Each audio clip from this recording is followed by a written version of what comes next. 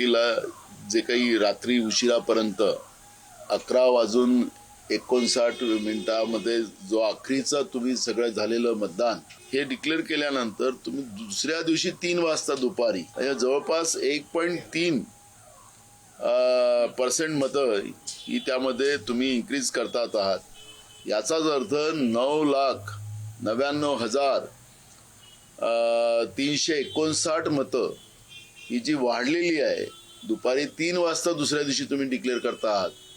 याचं उत्तर अजूनपर्यंत निवडणूक आयोगाने आम्हाला दिलेलं नाही. व्हीव्हीपॅट मध्ये काही गोंधळ आहे असं मला वाटत नाही. गोंधळ जर असेल तर मशीन मध्ये गोंधळ आहे.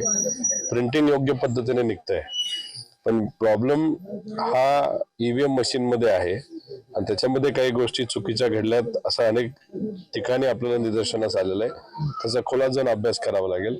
पण व्हीव्हीपॅट मोजून व्हीव्हीपॅटचा जो काही रिझल्ट आहे तो सेमच येईल असं मला वाटतं. या मतदान यंत्रांमध्ये घोळ झालेला असल्यामुळे मला मिळणारी मतं ही समोरच्या उमेदवाराला गेलेली आहेत आणि त्याला मिळणारी मतं ही मला आलेली आहेत.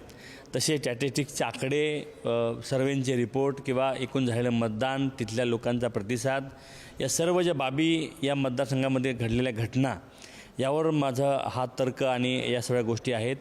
त्यामध्ये माझी शंका असल्यामुळे मी माझ्यासहित माझ्या राज्यातल्या आपल्या 22 लोकांनी त्या ठिकाणी फेरमतमोजणीचा अर्ज दिलेला आहे आणि त्याचे पैसे आम्ही काल भरलेले आहेत. ईव्हीएमला बदनाम करू नये आणि तुमच्यात हिंमत असेल तर तुम्ही दाखवा ना हे करून. तुम्हाला आमचं ओपन चॅलेंज आहे.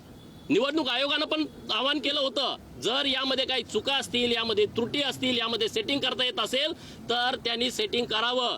जयंतराव पाटील हे त्या पक्षाचे अध्यक्ष आहेत. नाना पटोलेंना पण माझं आव्हान आहे, जर यामध्ये सेटिंग असेल, रोहित पवारांना पण आव्हान आहे, तर तुम्ही 2 दिवसाच्या आतमध्ये ते तुम्ही उघड करून दाखवा. नंतर परत तुमचं थोबाड या विषयावरती पूर्णपणे बंद करा.